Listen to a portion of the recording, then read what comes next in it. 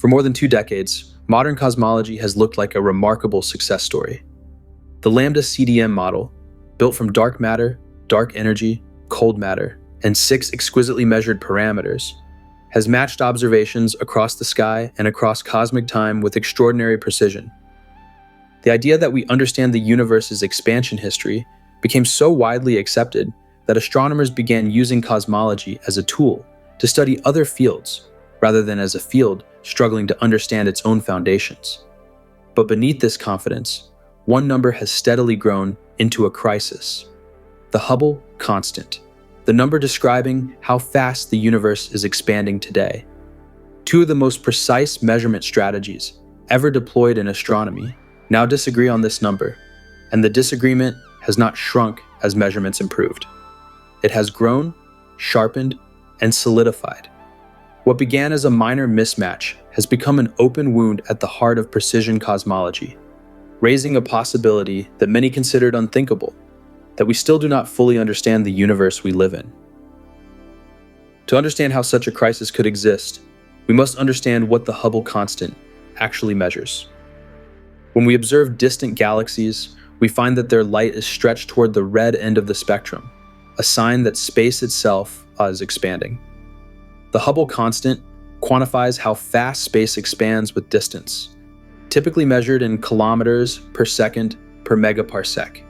A megaparsec is about 3.26 million light years. So if the Hubble constant were 70, a galaxy 1 megaparsec away would recede from us at 70 kilometers per second. A galaxy 2 megaparsecs away at 140 kilometers per second, and so on. This single number plays an enormous role in cosmology. It determines the age of the universe, influences estimates of dark matter and dark energy, and acts as a core consistency check across every branch of extragalactic astronomy. The tension arises because there are 2 powerful and independent ways to determine this number. One uses the early universe, specifically the cosmic microwave background radiation. The other uses the nearby universe, through direct distance measurements to stars and supernovae.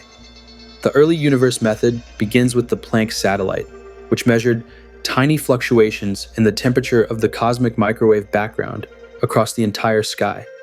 When these fluctuations are interpreted using LCDM, the model predicts today's expansion rate with remarkable precision, landing at about 67.4 kilometers per second per megaparsec. But that number is not measured in the present universe. It is inferred from the physics of the universe only 380,000 years after the Big Bang, and then extrapolated to today. The other method takes place entirely in the nearby universe and requires no extrapolation across cosmic time. It is called the distance ladder. First, we measure the distances to nearby stars using geometric parallax, pure trigonometry based on Earth's orbit. Those stars calibrate Cepheid variable stars, whose pulsation periods reveal their true brightness. These stars then calibrate Type 1a supernovae, bright, standardized stellar explosions visible across billions of light years. When these supernovae are used to map the recession of galaxies deep into the smooth Hubble flow, the current expansion rate of the universe emerges directly, about 73.5 kilometers per second per megaparsec. The problem is not that these 2 numbers are different. The problem is that they differ by more than 5 standard deviations. Statistically, that means, under the assumptions of both methods, they cannot both be right. Either there is an unrecognized, systematic error in the distance ladder, or the physics we assume for the early universe is incomplete. And as the measurements have improved, the disagreement has only grown sharper. To understand why this is such a serious issue, it helps to step back a century. The idea of an expanding universe did not begin with telescopes. It began with mathematics. In 1922, Alexander Friedmann solved Einstein's field equations and showed that the universe could not remain static. It must expand or contract. A few years later, Georges Lemaitre derived the relationship between recession, velocity, and distance, the law we now call the Hubble-Lemaitre law. Then, in 1929, Edwin Hubble observed this relationship in galaxy redshifts and distances, establishing cosmic expansion. But Hubble's early estimate of the expansion rate, around 500 kilometers per second per megaparsec, implied a universe only about 2 billion years old, younger than Earth itself. And this is where the contradiction became stark. By the early 20th century, radiometric dating of the oldest terrestrial and meteoritic rocks had already revealed that Earth is approximately 4.5 billion years old. The universe could not possibly be younger than the planet formed inside it. So something was deeply wrong. The resolution came in the 1950s from Walter Baade, who realized that Hubble had misidentified two different types of pulsating stars. Correcting that mistake doubled extragalactic distances and cut the Hubble constant in half.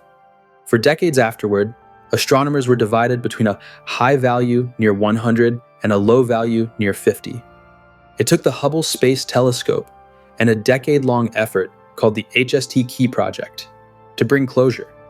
In 2001, the project reported 72 plus or minus 8 kilometers per second per megaparsec, ending the factor of 2 era and launching what was called precision cosmology.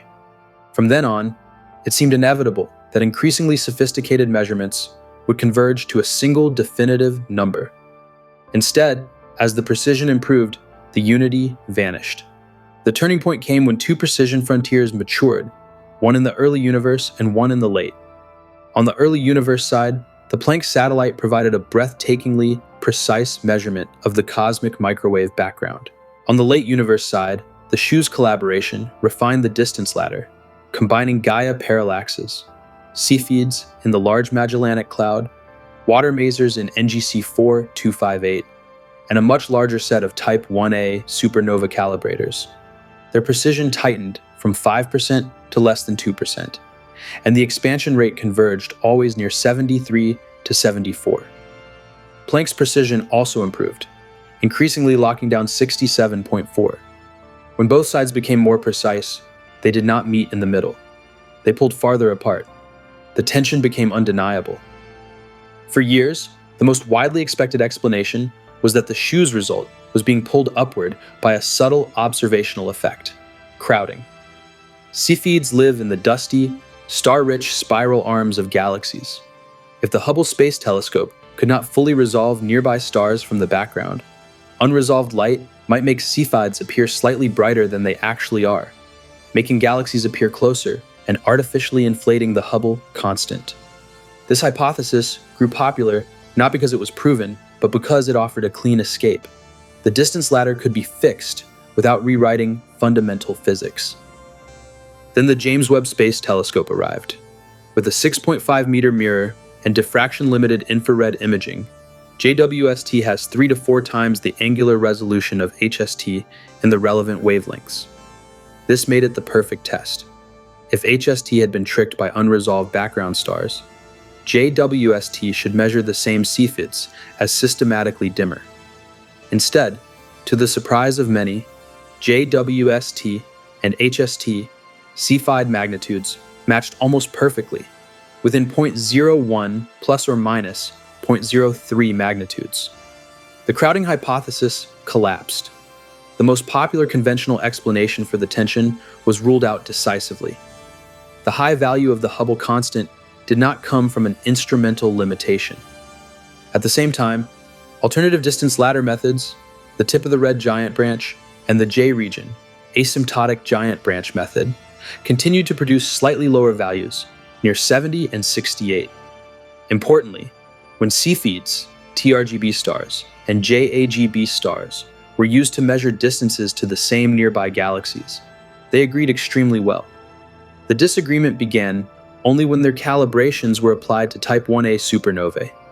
The problem lies not in the distances to galaxies, but in how supernova luminosities map those distances into the global expansion rate.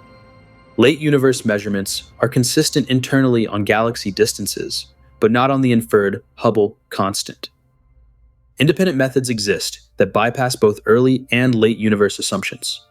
Strong gravitational lensing time delays allow a one-step geometric inference of H0.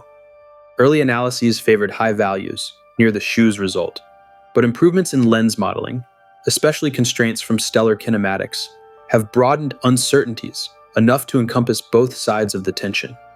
The method remains promising, but no longer decisive. Gravitational wave standard sirens offer the same potential. They measure luminosity distance directly from the waveform of neutron-star mergers. However, the number of mergers with detectable electromagnetic counterparts is still too small for high precision. These arbitrators have exceptional long-term potential, but today they say only one thing clearly: the Hubble tension is not a trivial measurement accident. So where does the solution lie? Explanations fall into two categories. The first category tries to modify the late universe. For example, suggesting that the Milky Way resides inside a large cosmic void that makes the expansion appear faster locally. But large-scale galaxy surveys strongly rule out voids deep and broad enough to account for the tension. The second category changes the early universe. One of the most explored ideas is early dark energy, an additional energy component that becomes dynamically relevant only for a short time before recombination, increasing the early expansion rate and shrinking the physical sound horizon. That would allow the Planck data to remain correct while still producing a higher Hubble constant today. Early dark energy models can indeed reconcile Planck with late universe measurements, but they introduce their own challenges, including tension with constraints on the growth of matter structure and the need for finely tuned dynamics. Other proposals, altered neutrino physics, interactions in the dark sector, or non-standard recombination, face similar trade-offs. They shift the Hubble constant, but often at the cost of introducing new conflicts elsewhere. And this is the real meaning of the Hubble tension. It has no clean resolution left. Every conventional loophole has been tightened. Every major systematic uncertainty has been investigated. The latest observations have not reduced the disagreement, they have deepened it. Cosmologists are now confronted with a binary choice. Either our most advanced measurements of the nearby universe, grounded in geometry and stellar physics, contain a subtle, unidentified systematic that has escaped every targeted effort to find it, or the standard model of cosmology is incomplete, and the early universe was more complex than lambda CDM allows. The universe has always expanded.